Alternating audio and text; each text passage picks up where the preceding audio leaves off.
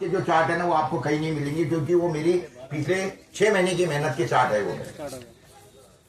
और इसकी जो एक एक मैंने इन्फॉर्मेशन निकाली है ना, कोई कहाँ से निकाली थी, कि वो इन्फॉर्मेशन कैसे मिलती नहीं तुमको, तो आपको जब देखेंगे तो पता। तो कहने का मतलब देखिए 1945 के अंदर जो हालत थी, वो सोने की जो प्राइस थी 1947 में वो 88 रुपए थी। और मैं जब मेरा गेहूं बेचा था उस समय पे, तो उसकी कीमत कितनी थी? 90 रुपये। 1 क्विंटल गेहूं बेचा, 12 ग्राम सोना खरीदा। 12 ग्राम के क्विंटल कपास बेचा, 180 रुपए मैंने पाया। और सोने की कीमत कितनी थी? 88 रुपए। यानी कितना खरीदा मैंने? 2 तोला करीब करीब 24-25 ग्राम सोना खरीदा था मैंने। और जब मैं पैदा हुआ तो 1954 में, ये देखो कितना हो गया अभी? 77 रुपये। कम हो गया, कम हो गया, 77 रुपया हो गया। 1954 की पैदाइश है मेरी। मेरे दादी को कितना हुआ? थोड़ा बेटा ऊंचा उठा ले, दोनों एक साइड एक जैसे रख ले, मैं साइड से भी हो जाता थोड़ा, ताकि पब्लिक भी देख ले। तो 77 रुपए प्राइस थी सोने की। और जो हमारा जो ये था वो 200 रुपए उस समय पे हो गया था। क्या बोलते हैं हमारा कॉटन जो है, कपास जो है, वो कपास जो है, हाँ हम उसको सफेद सोना बोलते थे। तो वो उसकी कीमत हो गई थी 200 रुपया। अभी 200 रुपए क्विंटल में मेरा कपास बिका, और सोने की प्राइस कितनी है? 77 रुपए। तो कितना हो गया? 7 रुपये, यानी 3.25 तोला। यानी कितना हो गया? 12-12 24 और करीब करीब 8, यानी या 30 ग्राम सोना खरीदा था मेरे दादी ने। 30 ग्राम सोना खरीदा मेरे दादी ने उस समय पे। उसको कपास कितना हुआ था? 35 किलो क्विंटल कपास हुआ था। अभी 35 किलो उसने बेचा, तो उसने कितना, एक में कितना मिला उसको? 30। तो 30 × 30 कितना हो गया? 900। और 5 क्विंटल का कितना हो गया उसको? वापिस से 5 × 15। तो उसने 1 किलो सोना खरीदा। और किलो को क्या बोलते थे उस समय पे? शेर बोलते थे, शेर। तो जब मैं पैदा हुआ, दादी ने जो कपास बेचा 30-35 क्विंटल बेचा, सिर्फ 1 किलो सोना खरीदा। इसलिए मुझे वो क्या बोलती थी प्यार से, मालूम है आपको? अरे वाह रे मेरा शेरिया, आजा शेरिया। मेरा घर का जो नाम है ना दादी ने मेरा रखे, वो शेरा था, शेरा, वाह रे मेरा शेरा। ये हालत थी।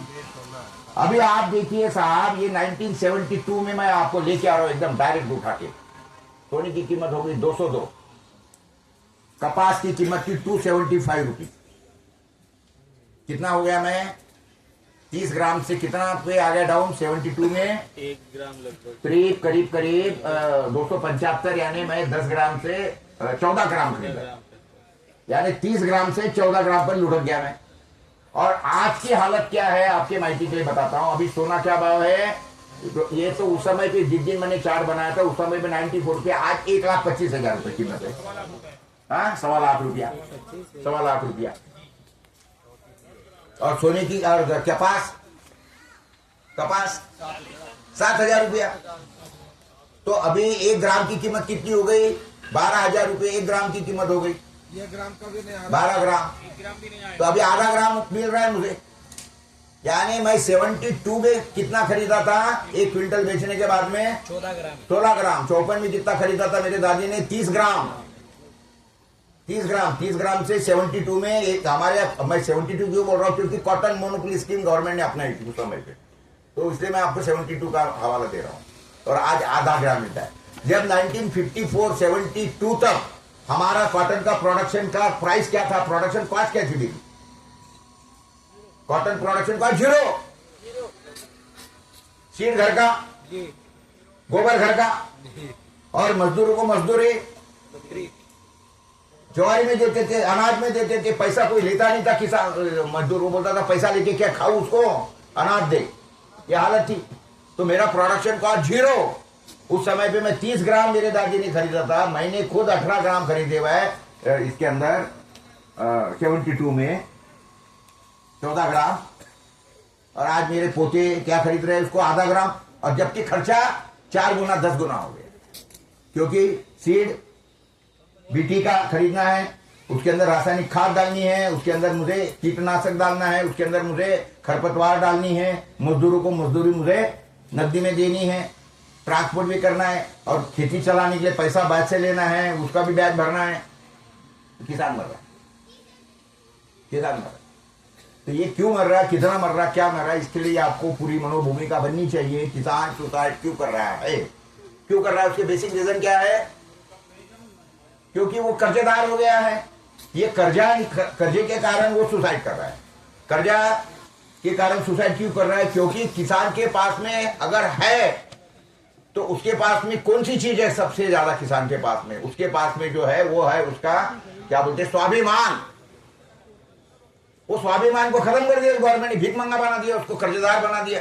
तो स्वाभिमान को ठेच लग गई उस आदमी के, वो आत्महत्या कर रहा है। और जो कर्जा निकालने वाला किसान है, बेटा अब ये रख दे, वो दूसरा ले। अब देखो इन्होंने किस तरीके से लूटा, तो आपको पूरा का पूरा दिमाग में आ जाएगा कि हमको अभी करना क्या है आगे का। बस वही ले ग्रीन का ही। अभी आप आपके पास का जो चार्ट है उसके अंदर देखो, क्योंकि इतने दूर से आपके ध्यान में आएगा नहीं।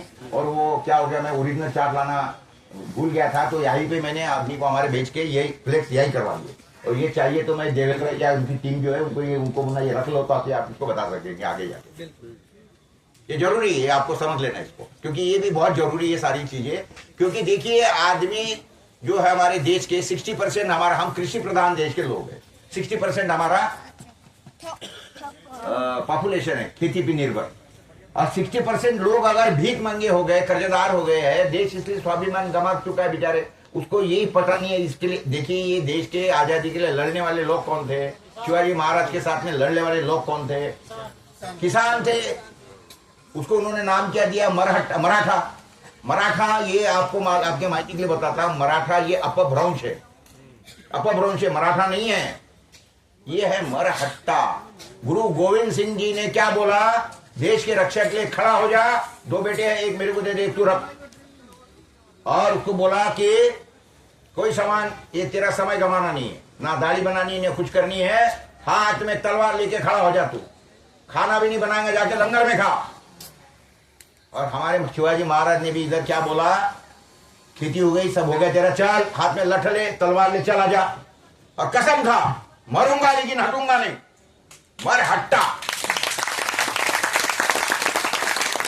ये उसको कसम दिला दी। इधर इन्होंने गुरु गोविंद सिंह जी ने सिख कौम बनाए मर मिटने वाली, और हमारे तरफ महाराज शिवाजी ने मरहट्टे बनाए, कसम दिलाए लोगों के दिलों में जाके ये बधाई। क्योंकि देखिए भाड़े के टट्टू कुछ काम के नहीं है।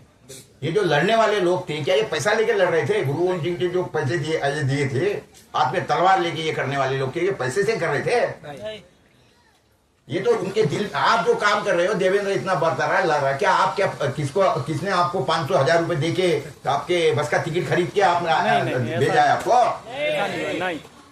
और ऐसे पागलों के लिए वो खराब खर्चे करने वाले, और ऐसे पागलों के लिए मैं मेरा समय बर्बाद करने वाला, क्या मैं भी आगे भाड़े के तत्व के लिए नहीं बनाऊं? मैं मुझे कोई भाड़े के तत्व नहीं चाहिए, क्योंकि मुझे मालूम है वो भाड़े के तत्व कुछ काम के नहीं रहते। वो भाड़े के तत्व कौन कहा जाते हैं? सिर्फ ये पॉलिटिकल पार्टियों के रैलियों में जाते हैं, समझे ना? ये हमको उनके सामने कुछ करना नहीं है, और वो कुछ काम के नहीं है भाड़े के तत्व। ये कभी इसके पहले कांग्रेस में थे, अभी वो भाजपा में आ गए, कल जाके दूसरा सत्ता बैठेंगे, उनके साथ में चले जाएंगे। यदि भाड़े के तत्व को हमको कोई लेना देना, समझे? तो मित्रों बातें ऐसी है सारी की सारी। ये सारा का सारा पूरे देश को लाचार जो कर दिया ना आदमी। देखो पैसा अगर जेब में नहीं रहा ना, भला आपकी बुद्धि कितनी भी चले, बहुत ज्यादा होशियार है, लेकिन अगर बेचारी की खाने की नहीं हालत ठीक है, कपड़े फटे हुए, कुछ नहीं, उसको समझ में नहीं आता क्या करूं, मेरे बच्चों को खाना कैसा खिलाऊं, उसको स्कूल में कैसे डालूं, आदमी कुछ नहीं कर सकता यार। वो फैमिली के पीछे लग रहा है, तो बोले क्या करूं यार? फिर पूरे आदमी तो बात अच्छी तो सही बात बता रहा है, लेकिन अब क्या करूं यार, मेरे को मेरी पारिवारिक जिम्मेवारी है, मेरे पास में पैसा नहीं है, मेरे पीछे बैंक वाले लगे, क्या करूं? वो पूरे बात बता रहे उसके पीछे जाओ, देवेंद्र बता रहा उसके पीछे जाओ, या मैं मेरा परिवार। तो लोग बेचारे क्या बोलते मजबूर हो गए सारे के सारे। और इनका यही था कि लोगों को पैसा पूरा निकाल दो उनके जेब में से और मजबूर करो। तो आप बोलो ये मत समझो कि किसान के दिल में कुछ नहीं है, वो बेचारा मजबूर है, इसीलिए वो उठ नहीं सकता है। वो कहने का मतलब क्या, उसकी ऊर्जा पूरी खत्म कर दी हमारे देश में। मैं वही आदमी हूं कि जो शरद जोशी के इसके अंदर 1982 96 तक मैं था 5-5 लाख 10-10 लाख लोगों की सभाएं हमने झेली है और करी है हमने। 5-5 लाख लोग आते थे, घर की रोटी बांध के आते थे साहब, 4-4 दिन बैठे रहते थे हमारे सभा के अंदर। ये पोहा लाते थे, पानी डालते थे और प्याज के साथ में वो पोहा खाते थे, वही बैठ के 2-2 4-4 दिन की सूखी रोटी होती थी, पानी डाल के पानी में डूबो के खाते थे। वो लोग थे, 5-5 लाख लोग आए थे हमारे पास। लेकिन ये देश के अंदर ये जिस तरीके से सियासतें चली, उसके अंदर ये सारे के सारे हमारी खत्म हो गई और लोगों का जो आमदनी थी ना, आमदनी खत्म कर दी। अब लोग क्या करेंगे बेचारे, उनकी पैसा नहीं है, उनकी सारी जो है ये स्वाभिमान है वो सारा खत्म कर दिया। लोगों को आदतें लगा दी फुकट में देने की, लाचार करवा दिए है। बहनों को 1500 रुपए दे रहे हैं, वहां 10,000 रुपए दे रहे हैं, करेंगे क्या लोग? लाचार है लोग, मजबूर है। आपने देखा है जिस तरीके से कोरोना काल के अंदर की बेचारी कैसे लोग मजबूर हो गए थे, टैंकरों में बैठ बैठ के लोग कहाँ गए, करेगा क्या? तो ये हमारे देश के अंदर पिछले 10-12 सालों के अंदर जो चला है ना कि लोगों को इंसान से जगह पे इनको जानवर बना दो या इनकी पूरा स्वाभिमान इनको सालों तक खत्म कर दो। तो ये सारा हुआ। अरे क्यों खत्म हुआ है किसानों का? मैं आपको बताता हूँ असली किस्से क्या है। और आपके हाथ में कागज है, आपने देखो, वो मैंने आपको एक कागज दिया, उसके अंदर ग्रेस ऊपर लिखा है कि किन्होंने किस तरीके से लूटा है किसानों को। ये जो आंकड़ेवारी मैंने निकाली है दोस्तों, ये काफी मुझे मुशक्कत शक्ल करनी पड़ी क्योंकि गवर्नमेंट ने सारा डेटा हटा दिया है, ये मिलता नहीं है कहां से। लेकिन मैंने पूरा डेटा जमा किया है, हर जगह से, कई जगह से किया है। ये पहला जो आपको फिगर बताया 19207 का, वो पहला फिगर है। ये propose price by state government, ये कितने है? ये पहला जो है पैडी का है 951। हाँ, ये है 951। ये स्टेट गवर्नमेंट ने बताया कि भाई किसानों को 951 रुपीज प्राइस देनी चाहिए।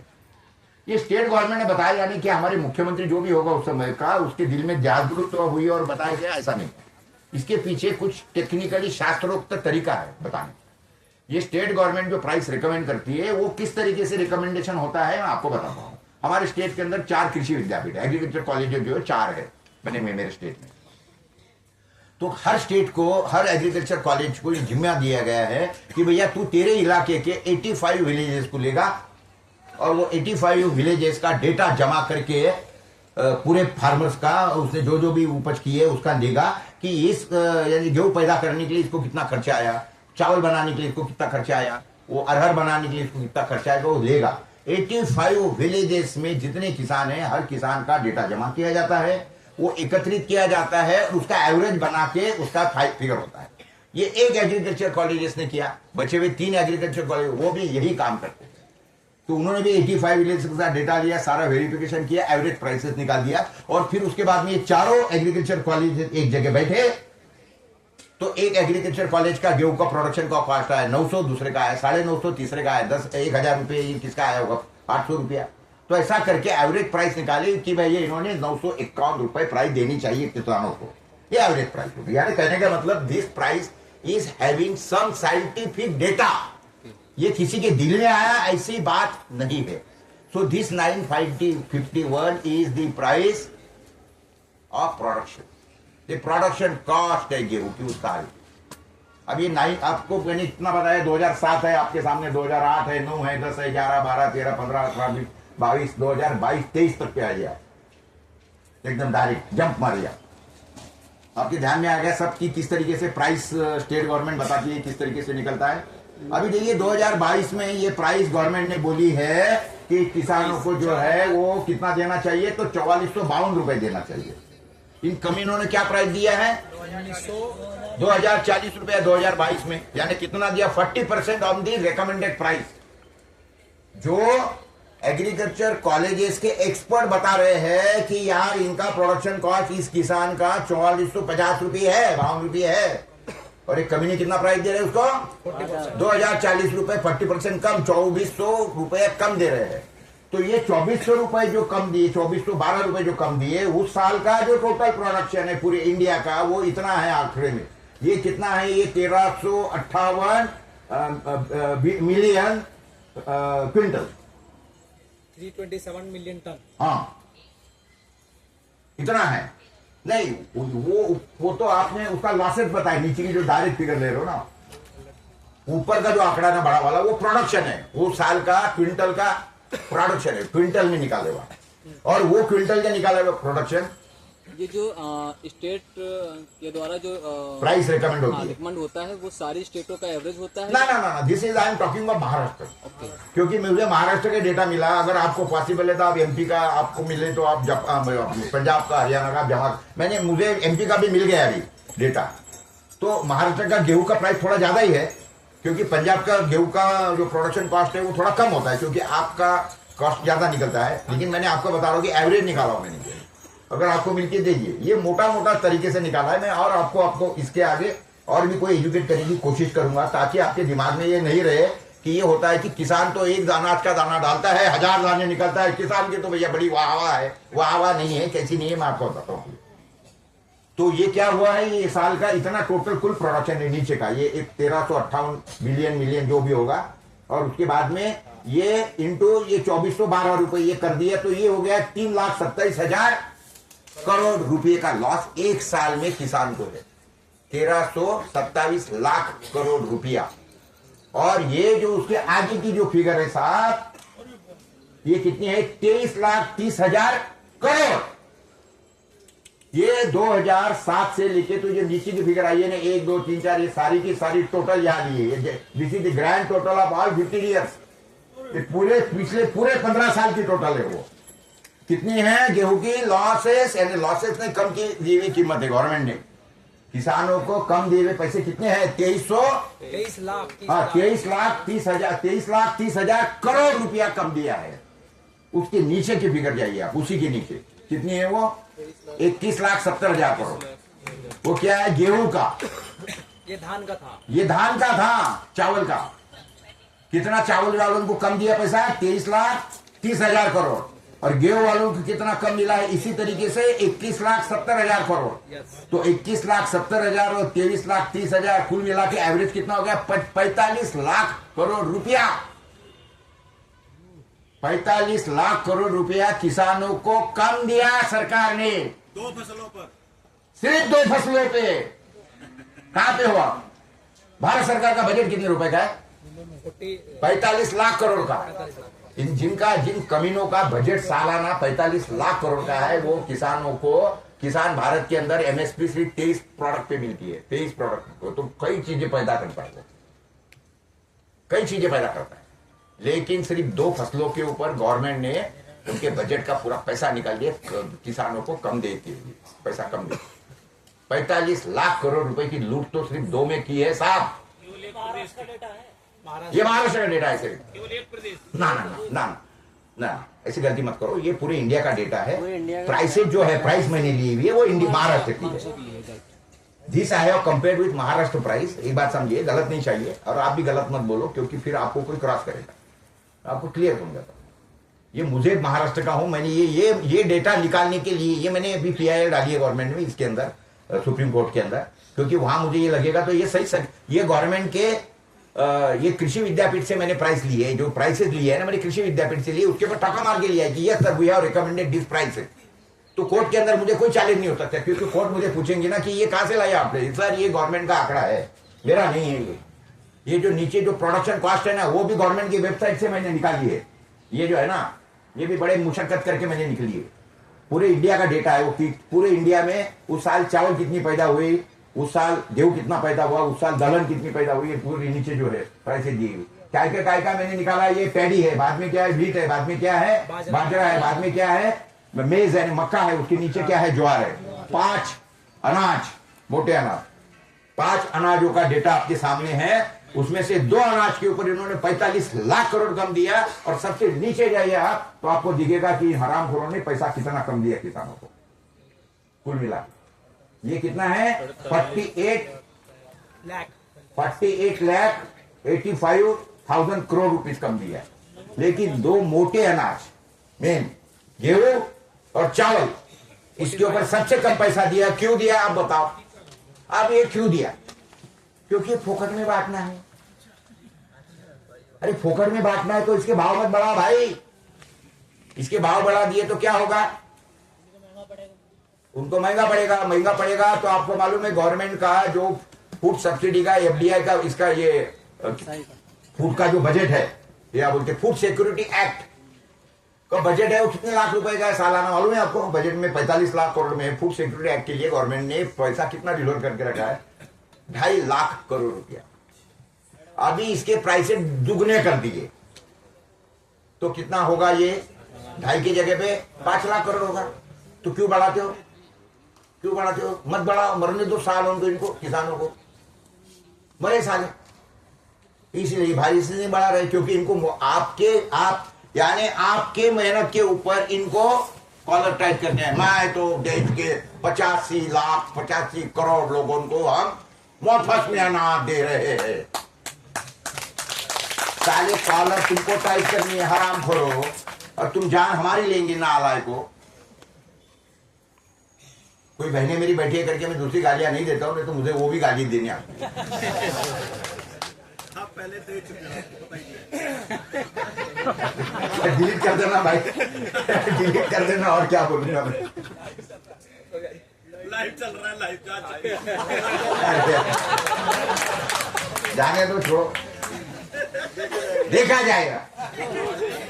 हमको इसलिए देखने की जरूरत नहीं है क्योंकि हम जो बोल रहे हैं ना सत्य बोल रहे हैं। सत्य को किसके हाथ चढ़ी है? काम खत्म, हम नहीं करते। ये सरकार को कौन डरेगा साहब? इसको कौन डरेगा? सरकार को कौन डरेगा? डर किसको है? किसको डरेगा? जिसकी उंगलियां फंसी है। भारत के अहंकार है, जिसकी उंगलियां कहां फंसी है, जिसने शक्कर कारखाना लिया है, जिसने कॉलेज खोला है, जिसने गवर्नमेंट का कोई पैसा लिया है, जिसकी टांग या उंगली गवर्नमेंट के एहसानों के तले दबी है। ये प्रकाश कोरे ने गधेपना जिंदगी में किया नहीं। ना मैंने कुछ स्कूल खोली, ना मैंने कारखाना खोला, ना कुछ किया। ये मैंने गधेपना कभी किया नहीं। जो है मेरा अखबार है, और मेरे अखबार के अंदर मैं लगातार सरकार जो भी सत्ता में बैठी, कांग्रेस वाली सरकार थी तो उनको लताड़ता था। अभी भाजपा की सरकार है, 2014 में मैंने इनको सिर्फ सपोर्ट किया। क्यों किया सपोर्ट? क्यों किया सपोर्ट? ना बीवी ना बच्चा, इसलिए सपोर्ट किया। लेकिन बाद में मालूम पड़ा कि ये तो साला हवाई जहाज के, अदानी के हवाई जहाज में उड़ रहा है आरामी। तो इसलिए फिर मैंने इनका साथ छोड़ दिया और मैं लताड़ते रहता हूँ मोदी को और वो अमित शाह को। तो मैं अमित शाह बोलता भी नहीं, तो मैं तड़ी बार बोलता हूँ। तड़ी बार बोलने में क्या लाभ सर मैं? और इसीलिए इसने दूसरा तड़ी बार अभी तुम्हारे बिहार में घुसा दिया। वो कितनी बार साला चौधरी बना है, वो तड़ी बार है। यहाँ सारे वही है जो तड़ी पारी बोलते हैं उसको। नहीं तो ये कैसे कहने का मतलब क्या है दोस्तों कि ये जो सारी नालायकपना चल रहा है वो इसके कारण चल रहा है कि क्योंकि इनको किसानों को मार के खुद की कॉलर टाइट करनी है। और दूसरी बात में क्या है, एक बात समझो कि ये बताने के लिए नाम किसका बदनाम कर रहे हैं? हम गरीबों को 85 करोड़ गरीबों को मुफ्त में अनाज दे रहे हैं, और अनाज देते हुए थैली के ऊपर मोदी जी का फोटो छाप रहे हैं। इन्होंने तो वैक्सीन के ऊपर भी मोदी का फोटो छापे थे, लेकिन जब मालूम पड़ा ना कि बेटा क्या हो रहा है तो हटा दिए फोटो।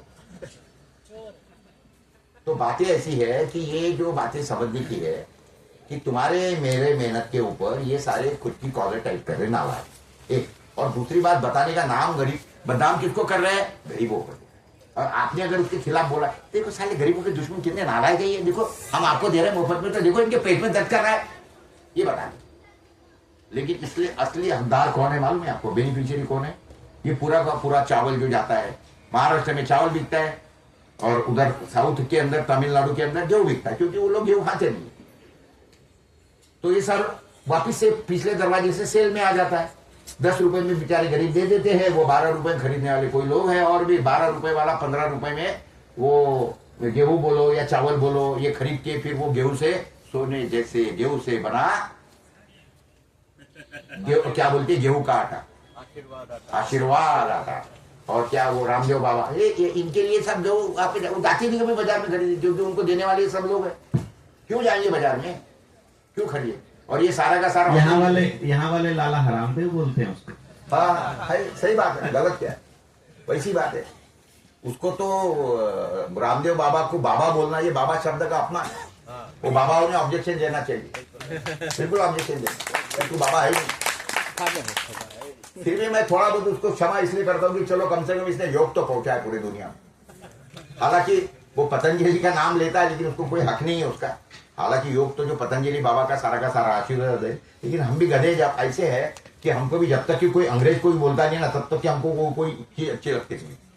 ये जब योग आया, यूरोप आया, तो हमको अरे यार योग बराबर सबका। अभी तो ये पहले भी था ना, पतंजलि बाबा ने तेरे को कितने साल पहले समझाया।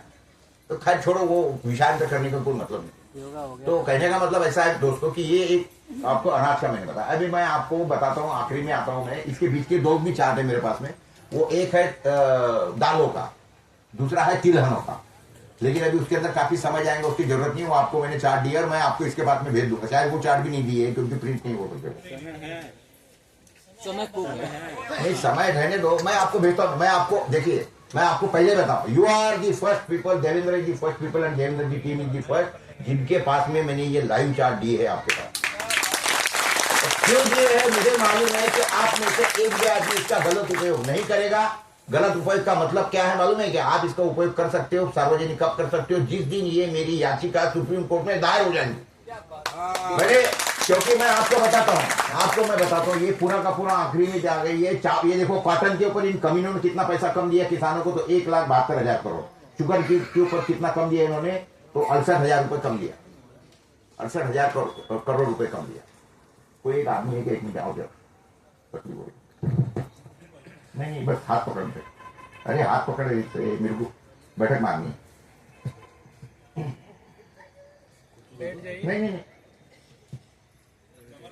हाँ ये तकलीफ होती है। आप ठीक हो बाबा हराम दे। ना ठीक है। अरे नहीं, वो मजा नहीं आता, वो जोश ही नहीं आता। तो बाकी ऐसी है दोस्तों कि ये जो मैंने बताया आखिरी कि ये कितना है, ये 1,73,000 करोड़, 72,000 करोड़ तो हमारे कपास वालों को कम दिया, गन्ने वालों को 68,000 कम दिया। अब उसके नीचे भी टोटल मारो, total losses of page number 1, यानी क्या है ये ग्रेन, 2 नंबर क्या है तिलहन, 3 नंबर क्या है तो दालें, और 4 नंबर ये आपके सामने चार्ट है। तो इसकी टोटल मिला के ये कितनी हो गई है? 61,17,000 करोड़ रुपया कम दिया है किसानों को इन कमीनों से।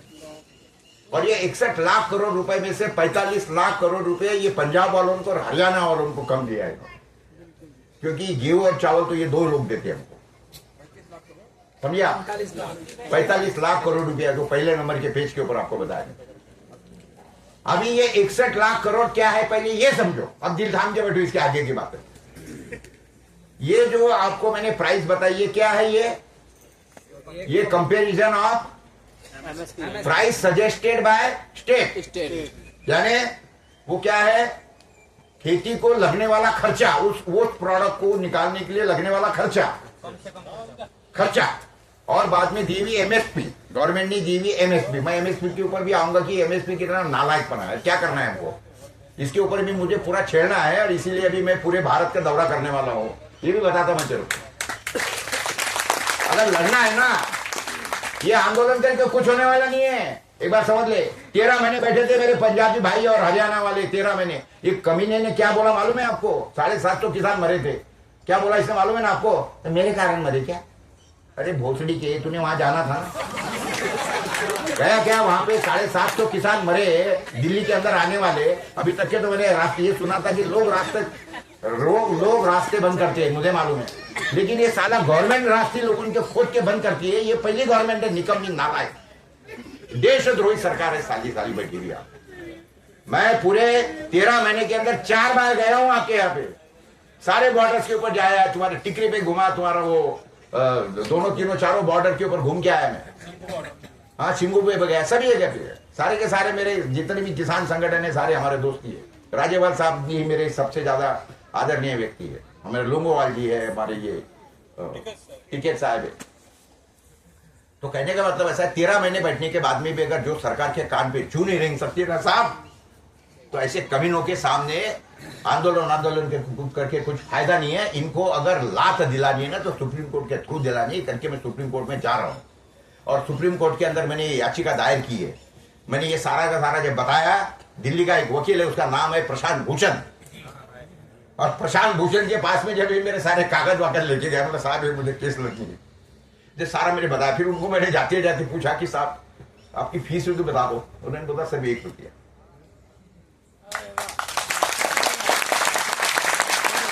सारे देश में कमी नहीं है साहब। अभी भी कुछ लोग हैं कि जिनके कारण ये देश चल रहा है। वो बोले पोरे साहब ये आप जितनी बातें बता रहे हो, क्योंकि मैंने काफी बातें बताई कि उनको, उन्होंने मुझे काफी क्रॉस क्वेश्चनिंग किया सारा का सारा। बोले आपकी ये दलील है बहुत मजबूत। बोले लेकिन एक बात बताता हूँ, बोले पोरे साहब ये सुप्रीम कोर्ट में केस मैं नहीं लड़ सकता, क्योंकि ये आप जो बता रहे हो, जो सारी आंकड़े वाली है, ये सब बताना मेरे लिए मुश्किल है, इसका इतना अभ्यास नहीं हो सकता है, आप खुद लड़ेंगे बोले ये सुप्रीम कोर्ट में केस। उसको बोलते हैं, इसको बोलते हैं PIL इन पर्सन। तो I am fighting this case in person in Supreme Court. अगर ये दायर होती है तो, अगर इन्होंने दायर करी नहीं तो फिर आंदोलन का रास्ता, फिर लोगों को जागरूक करना पड़ेगा। नहीं, एक काम और कर सकते हैं गोरे साहब कि जब आप PIL लगाएं तो हम लोग अपने गांव से अभी अगले ये समझिए दिसंबर के महीने में, दिसंबर के एंड तक हम लोग maximum 23 January is the last date, Haryana के 7000 गांव से हम हर गांव से 10 किसान आपको दे सकते हैं, यानी 70,000 किसान जो हर गांव से इस PIL में आपके साथ मेंबर बनने को, आप इन पर्सन लाने को हम लोग आपको दे सकते हैं। कुछ ऐसा मार दीजिए और सबको, और ये PIL लगाने वो सारे के सारे एक साथ जाएंगे बिना किसी ओपन कॉल के, सब अपनी गाड़ी लेके वैसे नॉर्मली जाएंगे जैसे भाई हम तो सुप्रीम कोर्ट में जा रहे हैं। जब सुप्रीम कोर्ट वहां जाम हो जाएगी अपने आप, तो जजेस को लगे ये क्या हो रहा है, ये अपना केस मांगने आए हैं, न्याय मांगने आए हैं जनाब, वो उसको भाई सुननी तो पड़ेगी ना। इतने लोग आए हैं, एक आदमी का लड़ाई और इतने लोगों का लड़ाई, वो आंदोलन भी अपने आप हो जाएगा और PIL भी अपने आप हो जाएगी। देखिए दोस्तों, मेरा हमेशा ये प्रयास रहा है कि सांप भी मरे और लाठी भी ना टूटे। अक्लमंदी उसी को बोलते हैं कि जो काम बुद्धि से हो सकता है उसको बुद्धि से करो, और जो काम लठ से हो सकता है उसको लठ मत लाओ, उसको तलवार लाओ।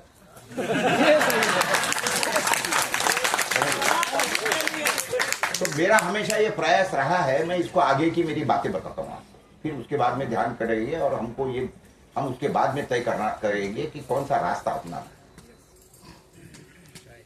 देखिए बातें ऐसी है, पहली बात तो किसानों के ऊपर के पूरे देश भर में, आपके में और भी एक बातें मैं पीछे जाके बताता हूँ आपको।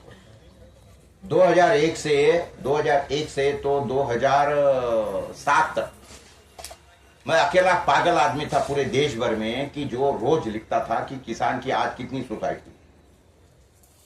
मेरे अखबार के पहले पन्ने के ऊपर छपता था।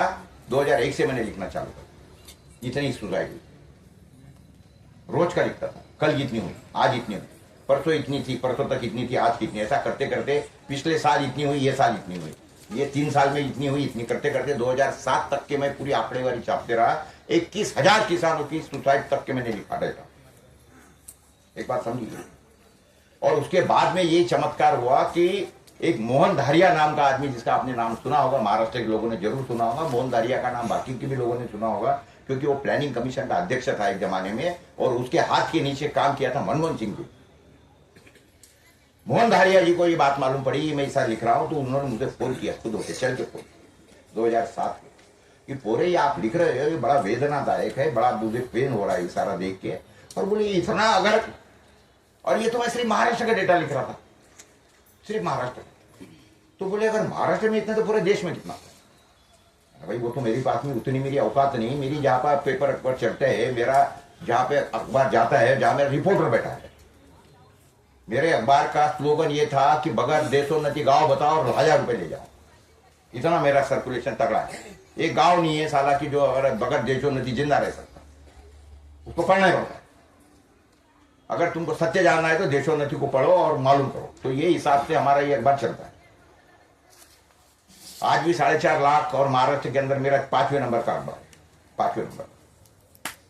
तो बातें ऐसी है दोस्तों इसके अंदर कि ये जो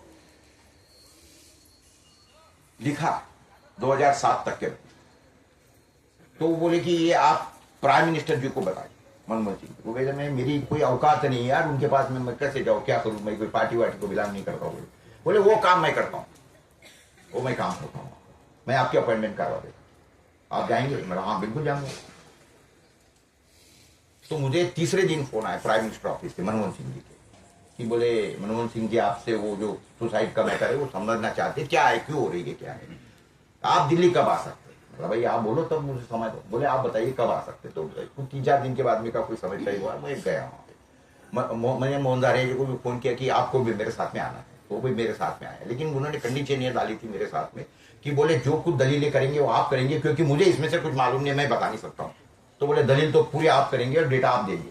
तो सारा डेटा फेटा मैंने सब निकाल के प्रेजेंटेशन का बनाया था, पावर पॉइंट प्रेजेंटेशन पे, और जाके चालू हुई मीटिंग। 40 मिनट की अपॉइंटमेंट प्रकाश पोरे जैसे एक टुच्चे महाराष्ट्र के छोटे से अखबार के संपादक को 40 मिनट ये देश का पंतप्रधान ने दिया।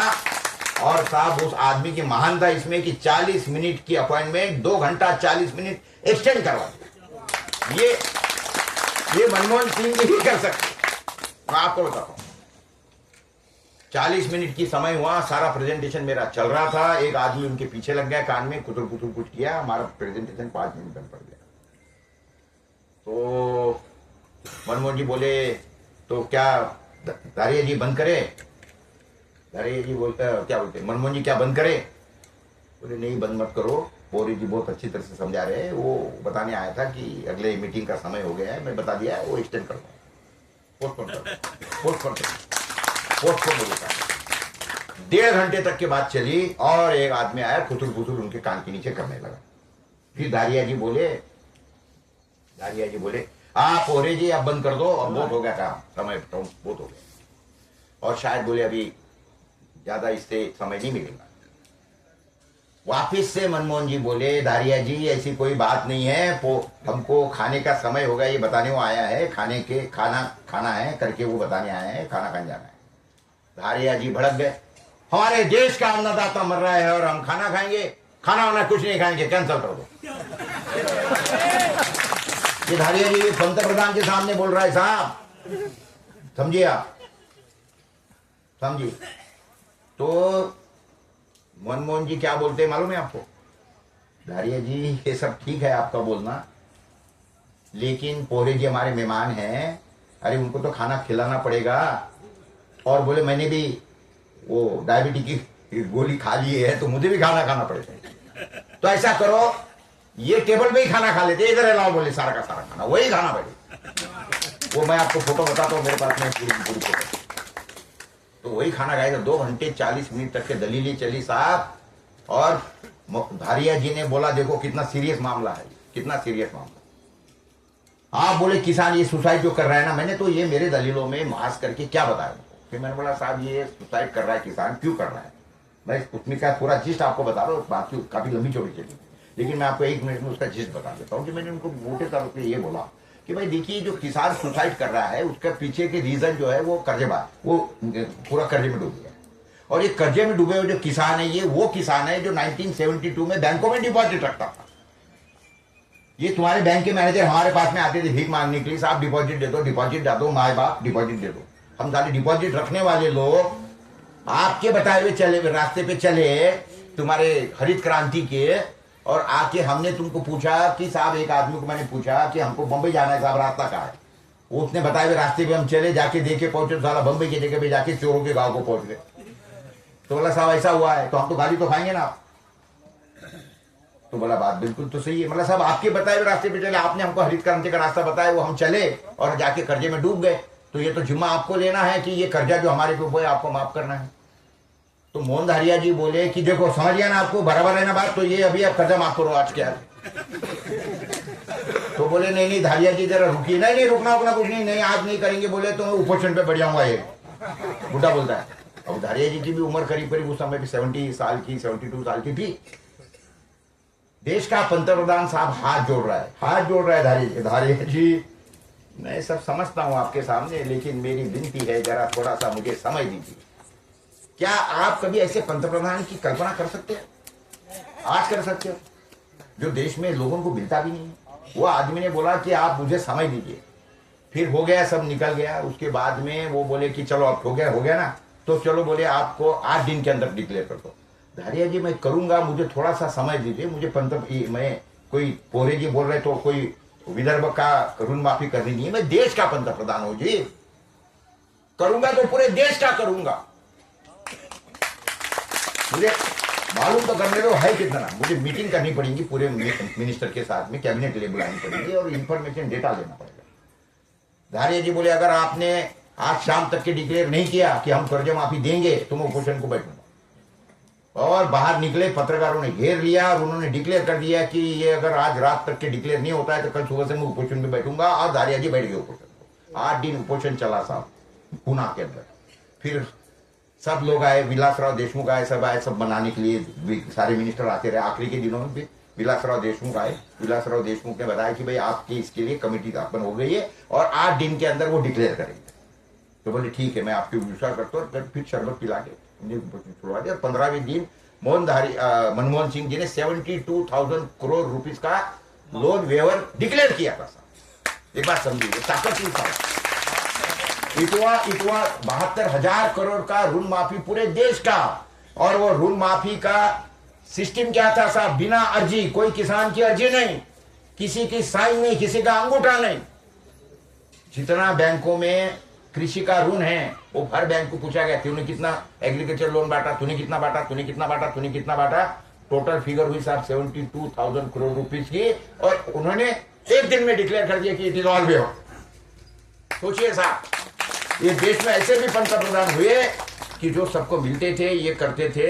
ये मैं वही आदमी खड़ा हूं आपके सामने कि उन्हीं के कार्यकाल के अंदर मैंने हमारे जो राष्ट्रपति जी थी उस समय पे, क्या नाम, प्रतिभा पाटिल, उनके हवाई जहाज में वो मुझे वो जैसी राष्ट्रपति बनी थी, उन्होंने मेरी सारा चरित्र वगैरह उनको सारा पता था। हमारे महाराष्ट्र की थी उन्होंने। तो पहला दौरा उनका जब तय हुआ था 13 दिन का, ब्राजील, चिली, मेक्सिको का 13 दिन का, तो बोले मेरे साथ में एक ही पत्रकार आएगा, नाम है प्रकाश पोरे।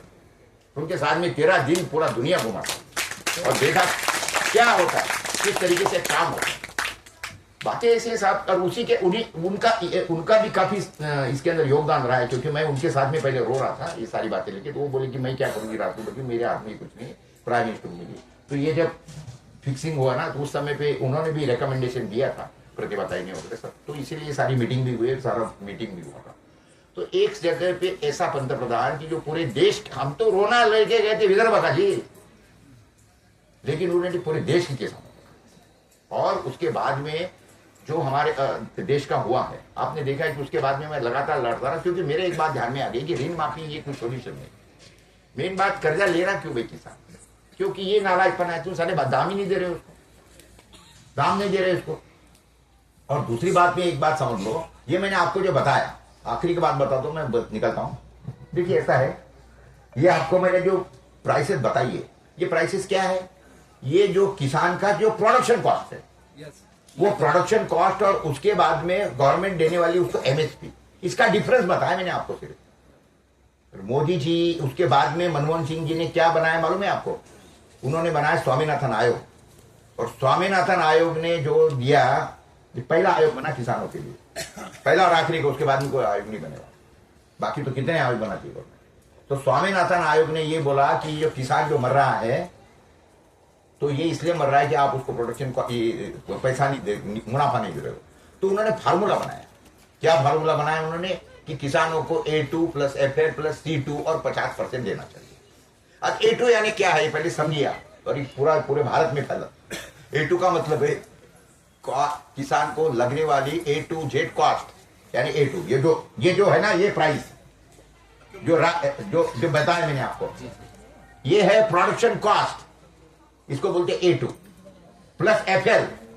FL का मतलब क्या है? फैमिली लेबर, यानी किसान है, काम कर रहा है, लेकिन उसको रोटी खिलाने वाली उसकी बीवी है, उसका घर चलाती है बीवी। तो भैया उसको भी पैसा मिलना चाहिए।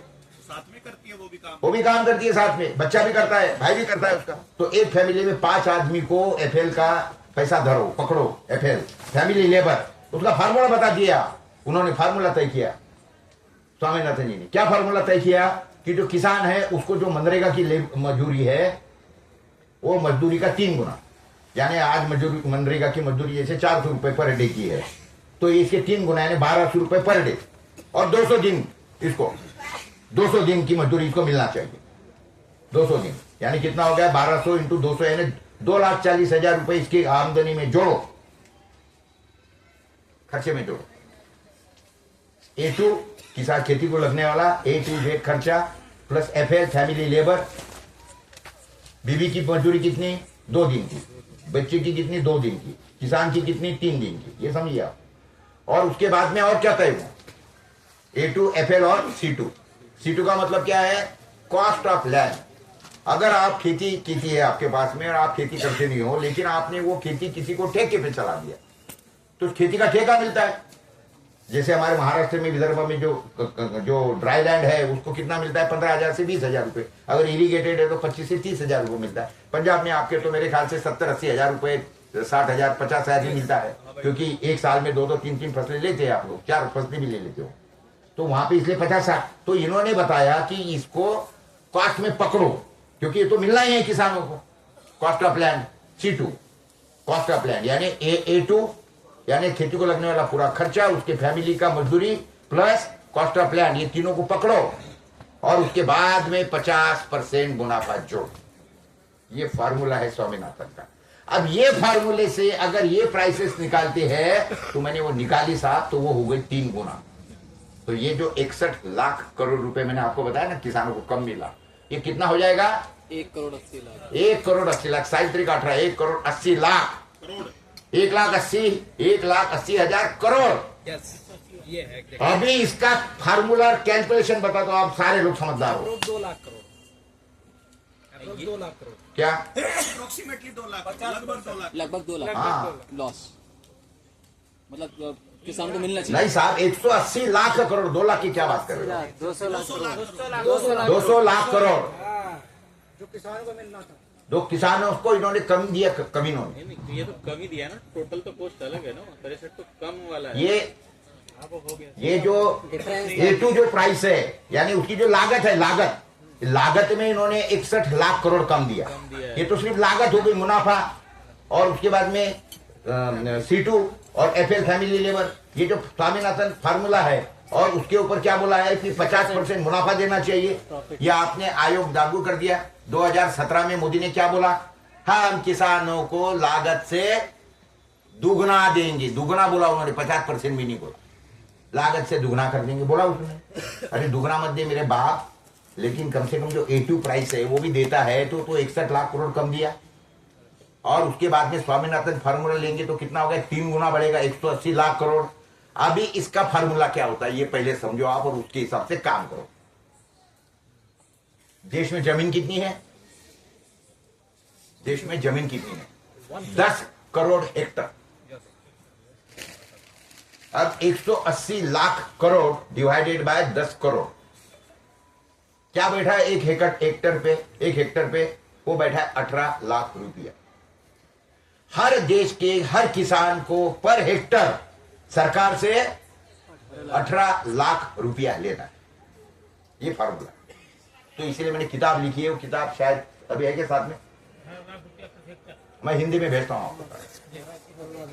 हर किसान को ये गवर्नमेंट से 18 लाख रुपया पर हेक्टर लेना है। तो कर्जा है क्या? कर्जा नहीं है। मेरे पे जो कर्जा है वो क्या करो? जैसे देवेंद्र बल्लारा मेरे पास में किया, भाऊ आपने मेरे से 10,000 रुपए लिए थे, भाऊ आपने 10,000 रुपए लिए थे, 10,000 रुपए लिए थे, मेरे को वापिस कर। फिर मैं आखिरी दल्लारा को बोला, बल्लारा अरे तेरे बाप ने मेरे से 2 लाख रुपए लिए थे, वो 2 लाख रुपए में से 10,000 रुपए काट ले भैया मेरे,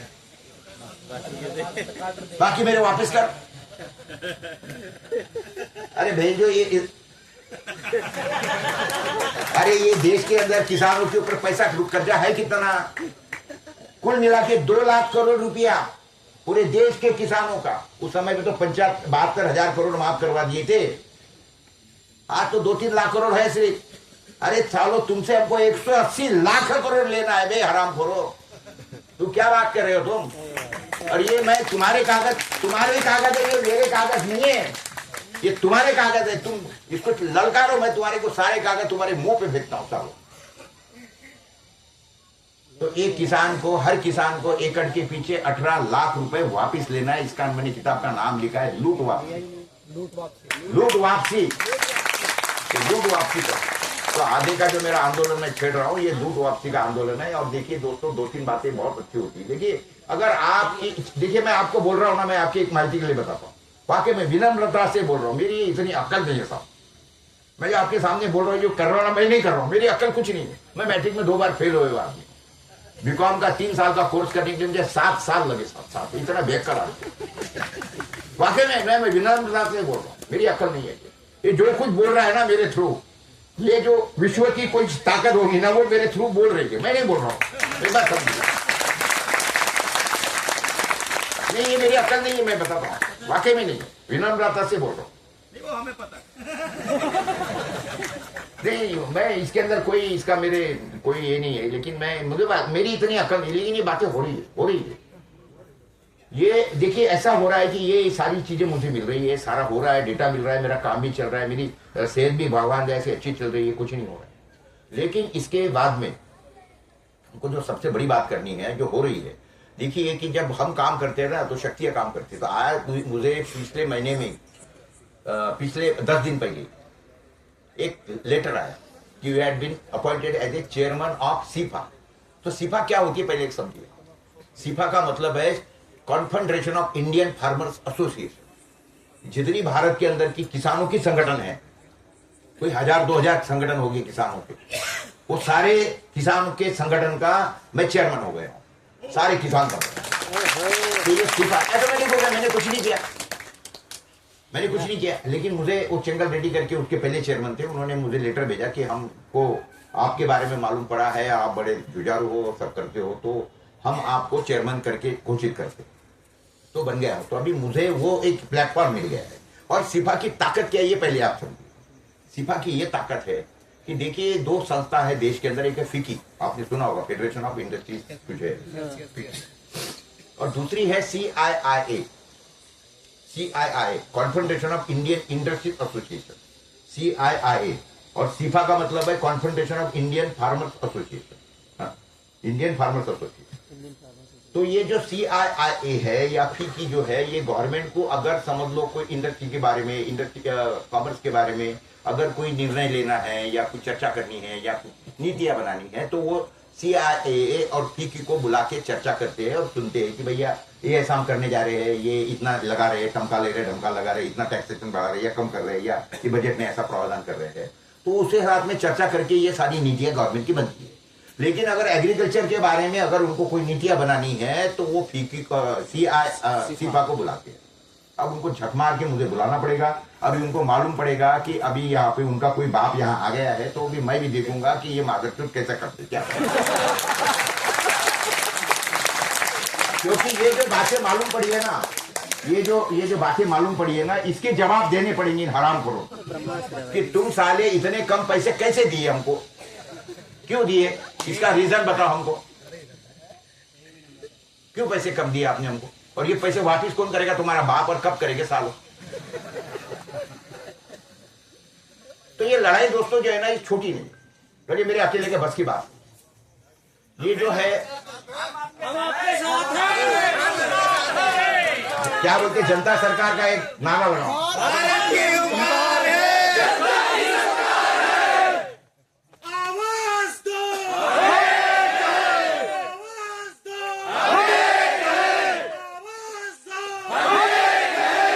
बहुत बहुत धन्यवाद दोस्तों, आपने उस पागल की बातें करीब करीब 1-2 घंटा शायद सुनी है। ये हो गए मारते 10 हैं, गिनते 1 हैं। तो धन्यवाद, बहुत बहुत धन्यवाद, और खास करके देवेंद्र को, ये पागल ने मुझे बुलाया था। मुझे वाकई में इतना व्यस्त रहा हूँ, लेकिन मैंने इसको बोला भी था आज नहीं तो कल आ सकता हूँ क्या, तो बोले कल भी आ सकते हो, कोई प्रॉब्लम नहीं, लेकिन फिर मैंने आज ही बना लिया। बड़े मुश्किल से फिर हमारे साथ में हमारे कुछ पागल के साथी हमारे साथ में आए हैं। हमारे ये आइए हम हमारे साथियों की पहचान करवा देते हैं। ये है दिवाकर राव जी गावंडे, ये है आप है धनंजय जी मिश्रा, ये हमारे प्रवक्ता है हमारे किसान ब्रिगेड के, ये हमारे राज्य के, अभी तक के तो ये अकोला जिले का काम करते थे, लेकिन अभी हमने इनको पूरे महाराष्ट्र का अध्यक्ष बना रहे हैं इनको, और भारत का अध्यक्ष। और दूसरी बात ऐसा है कि किसान ब्रिगेड के हर जिले में, हर राज्य के अंदर हमको राज्य के प्रमुख और राज्य के प्रमुख बनाना है, और राज्य के प्रमुखों को उन्होंने जिले के प्रमुख बनाना है। तो ये सारे काम अगर जो भी साथी करना चाहते हैं वो निश्चित रूप से दिवाकर राव जी गावंडे को आप कांटेक्ट करिए। हमारे प्रवक्ता है हमारे धनंजय मिश्रा, इनको मिलिए। और हमारे जो दूसरे साथी है भगवंत राव जी गौड़ी जो है, ये भी हमारे अकोला जिले के प्रदेशाध्यक्ष है, तो ये सारे के सारे सॉरी सचिव है, तो ये सारे साथी ऐसे हमारे काफी पागल साथी हमारे साथ में जुड़े हैं। तो डंक आदमी ये का पागलों जुड़ के नहीं कारण डंक आदमी आपके साथ कौन जुड़ेगा? ऐसे पागल ही जुड़ेंगे जैसे यहाँ बैठे हैं। ये किसानों के बारे में तो देखिए बहुत हम लोग, मैं 1982 से 1960 तक 96 तक यानी 14 साल मैं शरद जोशी के साथ में पागल के जैसा काम करता रहा। जो मेरी जो आज ये किसानों खेती बाड़ी के जो है ना, इसके बारे में मैं बड़े विनम्रता से कहना चाहता हूँ कि जो मुझे एक एग्रीकल्चर इकोनॉमिक समझा, उसके पीछे का रीजन जो है ये शरद जोशी के साथ में हमने जो साल बिताए 14 साल, लेकिन उन्होंने जो आंखें खोली हमारी। जैसे पहले तो ऐसा लगता था कि किसान घाटा इसलिए है कि भगवान की करनी है, किसान का घाटा इसलिए है कि व्यापारी पैसा नहीं देता, लेकिन ये उन्होंने हमारी दृष्टि खोली कि किसान की घाटा जो है ये ना भगवान की करनी है और ना ही ये व्यापारी की करनी है, ये गवर्नमेंट की करनी है जिनका नाम है योजनाबद्ध है। योजनाबद्ध है। और एक ही मिनट में ना चलना दीजिए। तो ये एक बात पहले समझिए कि ये नालायकपना क्यों करती है गवर्नमेंट। इसके पीछे दो रीजन है, दो कानून है। एक कानून का नाम है एसेंशियल कमोडिटी एक्ट। ये एसेंशियल कमोडिटी एक्ट का सहारा लेकर ये गवर्नमेंट क्या करती है मालूम है? क्या करती है? एसेंशियल कमोडिटी एक्ट माने जीवनावश्यक वस्तु कायदा। ये क्या करते हैं मालूम है आपको? जैसे दाम बढ़ना चालू हो गए, लोगों की चिल्लाहट चालू हो गई, क्यों चौपट चालू हो गई, और चिल्लाने वाले नालायक कौन है पहले एक समझो। ये है सारे सरकारी नौकर। सरकारी नौकर का मतलब क्या है कि उसको सरकार का पगार तो मिलता है, उसके साथ में उसको क्या मिलता है? महंगाई भत्ता मिलता है। जैसी महंगाई बढ़ेगी वैसा उसका भत्ता बढ़ेगा। तो हरामखोर, तेरे को चिल्लाने का अधिकार क्या दिया? किसने दिया? बढ़ने दे, जाने दे साले आसमान पे, तेरे को आसमान के हिसाब से उसका भत्ता भी मिलेगा। वो यूनियन सरकार से ही चलती है ना उनकी, समझे ना? लेकिन वो चिल्ला, फिर उनका चिल्ला चिपट होती है। तो ये अखबार वाले जो है ये भी न्यूज छापते अखबार के अंदर, प्याज ने आंखों में आंसू ला रुला दिया। मेरे अखबार के अंदर कोई कमीना अगर हमारी इस तरीके से बातमी छापता है ना, न्यूज छापी ना, तो मैं उसको नौकरी से निकाल देता हूँ। मेरे अखबार के अंदर स्टैंडिंग इंस्ट्रक्शन कि अगर कोई किसान को बिजली ना मिले, उसको, तो तुम जाओ और वहां से ये अकूड़े डाल के उसको बिजली दो, पंप चालू करो। स्टैंडिंग इंस्ट्रक्शन है। अगर कोई किसान के खेत के अंदर कोई आके कोई समझ लो जंगली जानवर मारता है, कुछ करता है, तब उसकी बोलेगी न्यूज नहीं छापनी, उल्टी न्यूज छापा। और ये जो ये होता है बिजली का नहीं मिलता है, वो कोई जाके चोरी करता है, चोरी बोलो या आंकड़े डाल के वो बिजली लेता है, तो हम उसकी न्यूज डालते हैं कि ये फलाने इंजीनियर ने 2 साल से उसको बिजली नहीं दिया, उसके नालायकपना के कारण किसानों को आखिरी ये करना पड़ा, तो वो जो इंजीनियर है उसको सस्पेंड करो। ऐसी न्यूज डालती है। और बाकी के अखबार न्यूज क्या डालेंगे कि आंखों में आंसू डाल दिए, और हमारे इसमें न्यूज छपती है कि प्याज के दाम बढ़ने से किसान क्या बोलते हैं, किसान हर्षोल्लास में, और किसान ये बोलते खुशियां मना रहा है। इस तरीके से ये देखिए, आपको लोगों का जो पर्सपेक्टिव है ना वो चेंज करना पड़ता है। ये पर्सपेक्टिव खराब किसने कर दिया? ये न्यूज चैनलों ने, ये इसी तरीके से इसके कारण। तो ये बहुत बड़ी समझदारी के साथ में सारा काम करना पड़ता है। हेलो, हाँ चलो। तो ये इस तरीके से हमारा काम चलता है। और दूसरा मैं जो बता रहा था कि ये जो आगे हमको जाना है, जब तक के देखिए आज के घड़ी में देश के अंदर हम लोग जो है ये बोलने के लिए लोकशाही में यानी डेमोक्रेसी में जी रहे हैं, लेकिन ये डेमोक्रेसी नहीं है, ये एक्चुअली चल रही है नौकरशाही चल रही है, और दूसरी चल रही है गुंडाशाही चल रही है। तो ये इसको अगर हमको काटना है तो देयर आर ओनली 2 वेज। उसमें से एक तो जहाँ पे हम जो देश के राज्य में गांव में बैठे हैं, वो महात्मा गांधी की भूमि है, विनोबा जी की भूमि है, और उन्होंने हमको जो मार्ग दिया है वो सबसे अच्छा मार्ग। देखिए, महात्मा जी कोई कहने का मतलब वो लड़ाकू नहीं थे, ऐसी बात नहीं, लेकिन जब उन्होंने देखा कि ये देश के अंदर अगर लोग हाथ में लाठी लाएंगे ना, तो अंग्रेज तलवार लेके निकले, और लोगों ने तलवार हाथ में ली ना, तो ये बंदूकें लेके मारे। तो सबसे अच्छा शस्त्र क्या है? वो है शांति का, अहिंसा का शस्त्र। इसलिए उन्होंने वो लोगों को सिखाया और बताया कि अगर आपको कोई सामने वाला मारता भी है ना, तो आप के हाथ छाती पे बांधे रहने चाहिए। देखिए साहब, ये वो जमाना था कि जब ना अखबार थे, ना ही सोशल मीडिया था, ना ही टेलीफोन थे, ना कोई न्यूज आती थी, लेकिन लाखों लोगों को महात्मा जी ने सिखाया। आज आज आपके हाथ में, हर एक के हाथ में ऐसा कोई आदमी नहीं कि जिसके पास में बंदूक नहीं है। मोबाइल के नाम की बंदूक। जो बंदूक जो है ना, उसका नाम मैंने रखा है अल्लादीन का चिराग का बाप है। अल्लादीन का दिया तो सिर्फ एक जिन निकाल सकता साहब, इसमें से हजारों जिन निकल सकते। ये ताकत सिर्फ आप में से, अगर समझ हो तो। अगर समझ तो। देखिए मैं आपको बताता हूँ, एक किसान ने आत्महत्या करी थी हमारे, अभी वो बुल्ढाना के। मैं वहां पहुंचा और जाके देखा उसका, तो वो किसान ने किस लिए आत्महत्या की, क्योंकि वो उसके खेती को और आजू बाजू के किसान के खेती को पानी देने के लिए चिल्ला रहा था, क्योंकि पानी नहीं दे रहे थे, वो नहर का पानी नहीं दे रहे थे। और फिर तहसीलदार आया, वो उसने क्या बोलते हैं कुपोषण रखा था, अनशन रखा था, वो अनशन तोड़ने के लिए कलेक्टर गया, उसने बोला पेट्रोलियम 10 दिन के अंदर देते। 10 दिन में नहीं दिया, 15 दिन तक ये चिल्लाते रहा, लेटर नहीं किया, आखिर इसने खुद को फांसी लगा। फिर हमको ये मालूम पड़ा, हम गए उस गाँव के अंदर और पूरी बात मालूम करी, और जाके मैंने हाईवे रोक दिया। हाईवे में बैठे, अकेला बैठा हुआ हाईवे के ऊपर। एक तो गाड़ी मेरी आड़ी लगा दी, एक 4-वे लेन था तो एक में आड़ी लगा दी, और दूसरे पे मैं सो गया, और मेरे बाकी लोग भी खड़े हो गए। 2-4 घंटे मैंने हाईवे रोक दिया। बाकी ऐसी है कि ये सारा क्यों कर सकते, उसके पीछे का कारण ये है कि देखिए आप में अगर समझदारी है, ताकत है ना, मारने दो कितना भी कर, ये जितना भी नालायकपना करेंगे। एक बात तो बिल्कुल पक्की है, हम तो कोई इनकी गोली से मरने के लिए गाड़ू पैदा नहीं होंगे, हम भी असली बाप की औलाद है। एक बात नहीं, वो तो जिनकी आप बात करें तो फिर RSS नहीं है।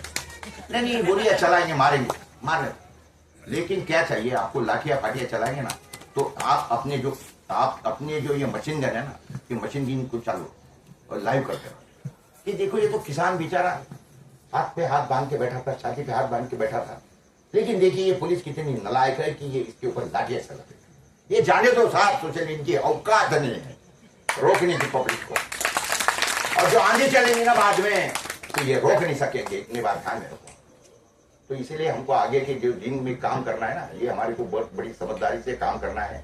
देखिए हम बोलते हैं कि रात जो है ना दुश्मनों की है, इसलिए जगते रहो और बुद्धि चलाते रहो, और ये जो करना है ना तो सोच समझ के हमको इसके आगे चलना। इतना बोलता हूँ, आपसे रजा दे, धन्यवाद। अभी मैं आपसे पूछे बिना पानी हाँ 1-2 बिंदु आपको बताता हूँ। ये तो ठंडा है, इसमें गर्म डाल दीजिए।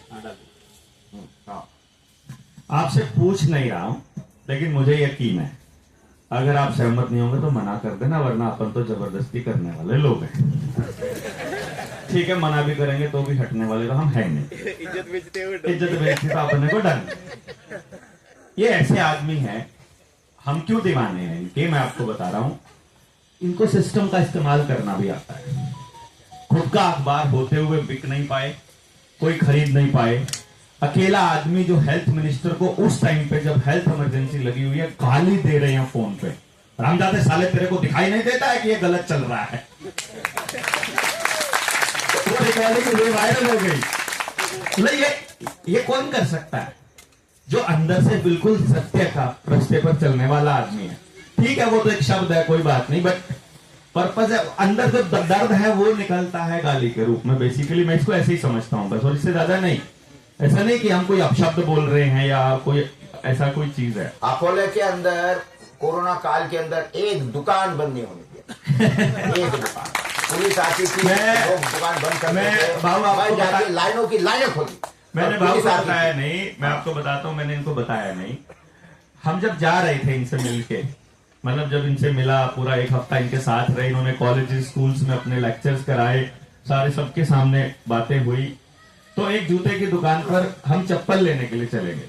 चप्पल नहीं थी, मैंने कहा आगे रुकना पड़ेगा, तो वहां तो मिल गई थी अपने को खेत में। तो आगे मैंने कहा जहां रुकेंगे तो रास्ते में चप्पल की जरूरत पड़ती है, तो चप्पल खरीदने के लिए दुकान पे रुके। वहां ऐसा सीन था कि जूते बाहर निकालने पड़ते थे। हम जूते निकाल के मैं और पूनम अंदर चले गए। तो चप्पल निकालते हुए वो हिंदी में बोल रहे थे, वो मराठी में। तो मुझे बोला बाहर से हो आप? मैंने कहा हाँ। कहाँ से? हम लोग करनाल से हैं। अच्छा, यहाँ कहाँ आए थे? मैं कहा पौरे साहब के यहाँ।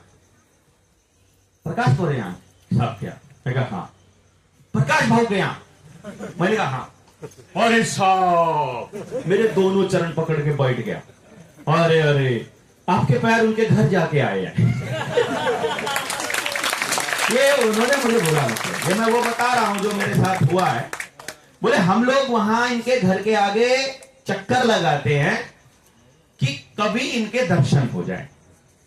महल जैसा इनका किला है, और जब इन्होंने, हाँ मैं सच्ची में बता रहा हूं, गोपाल कांडा जैसा नहीं है,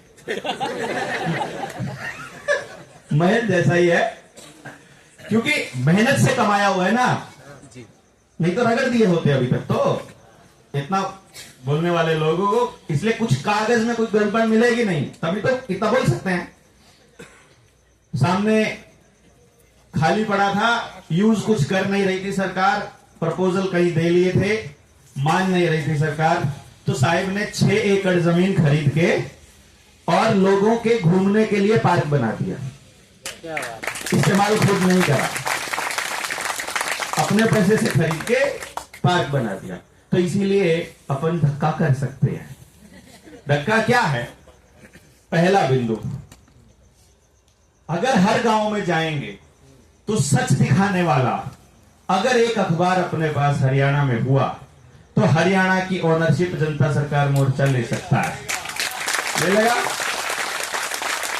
अपना अखबार अपन छापेंगे अपनी मर्जी नहीं, से। उसमें आजकल ये बहुत इजी हो गया है। देखिए हमारा हिंदी अखबार है, जो मराठी है वो हिंदी में भी छपता है, तो हिंदी अखबार आप वहाँ डाउनलोड कर लिया करो, उसके अंदर आपको जो लोकल चाहिए वो सुधार कर लिया करो, वो आप छाप लिया करो, मुझे कोई तकलीफ लो जी, ठीक हो गया, हो गया कि नहीं? धक्का हो गया अपना, अखबार हो गया अपना, बड़ा बढ़ाया सारा सिस्टम, पूरा विश्वास जो है हिंदी अखबार दिल्ली के लिए, हरियाणा के लिए, हमारा पंजाब वाले छापना चाहते तो उसका पंजाब। नाम भी क्या है मालूम है आपको? हाँ। राष्ट्र प्रकाश। नाम भी राष्ट्र प्रकाश है हिंदी वाले का, ठीक है। इनके जो मराठी वाला अखबार है उसके सर्कुलेशन से फालतू करना अपनी जिम्मेदारी है, ठीक है बात। अब दूसरी बात, दूसरा धक्का जबरदस्ती ये है कि यहां तो कुछ हरामियों ने कुछ दिक्कतें कर दी, लेकिन अपनी सत्यता को आपने साबित कर दिया, अपने शुद्धता को साबित कर दिया, कार्यक्रम गजब चलेगा, निलियम तो अपना हो गया, इस पे तो कब्जा अपना हो गया। यहाँ के लोगों को तो पता लग गया कि यार ये आदमी गलत आदमियों को ला नहीं सकता, ये आदमी गलत काम कर नहीं सकता। तो जो चीज अपनी हो ही गई उसका तो अब ठीक है, जब जरूरत पड़ेगी इमरजेंसी में अपन लोग यहाँ यूज कर लेंगे। इनके पास 10 एकड़ का इनका फार्म हाउस है, ढेर तरह के केले, ढेर तरह के अमरूद, ढेर तरह के सेब, फल फ्रूट और पता नहीं सारी फसलें, अपना बनाया हुआ रिजर्वायर, अपना सिस्टम। जहां पानी पहले टैंकर से लाए थे जब वो जमीन खरीदी थी, वहां आज के टाइम पे आसपास के 200 किसानों को पानी इनके रिजर्वायर से मिलता है। इसका मतलब ऐसा एग्जाम्पल देखना चाहिए। डीजे लगा ही रखा है, नेचुरोपैथी कर ही रखी है, तो अगली एक टीम 500 की 1000 लोगों की ट्रेनिंग वही मार दे। क्या कहते हैं? तारीख बोलो। खाली तारीख बोलो, ठीक है। तो ये अपना होगा।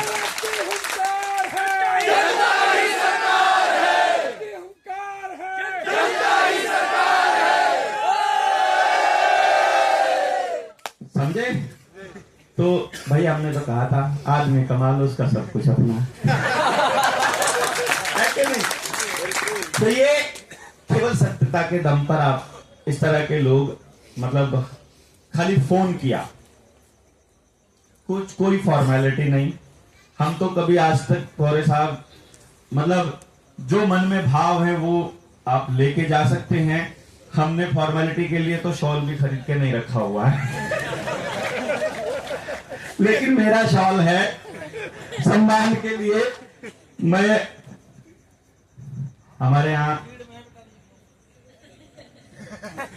सिद्धप्पा जी से रिक्वेस्ट करूंगा, कर्नाटक वाले और नेपाल से साथी आए हैं। एक नेपाल से हमारे साथी आए हैं, आ जाओ भाई, आ जाओ। आइएगा। और पौरे साहब का हमारे तय दिल से पूरे मोर्चे की तरफ से, मतलब इस शॉल में हम इनका 10 एकड़ का फार्म हाउस खरीद रहे हैं। आ जाओ, प्लीज आप आइएगा प्लीज।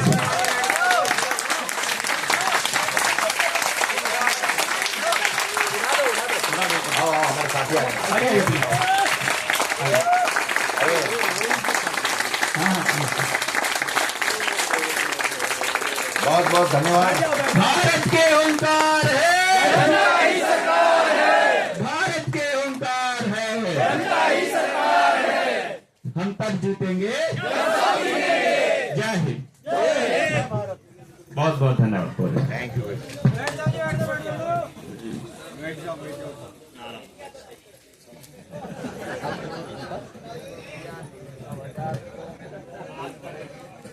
तो दोस्तों नमस्ते, बहुत बहुत शुक्रिया। ये मत पाव मत बैठ जाए।